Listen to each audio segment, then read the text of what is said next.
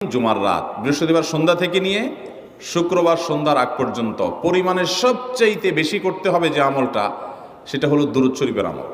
নবী করিম সাল্লাল্লাহু আলাইহি ওয়াসাল্লাম বলেছেন, আকসিরু আলাইয়া মিনাস সালাতি মিন ইয়াউমিল জুমআতি ওয়া লাইলাতিল জুমআহ, তোমরা জুমার দিন এবং জুমার রাতে আমার প্রতি বেশি বেশি দুরূদ পাঠ করবে, দুরূদ প্রেরণ করবে।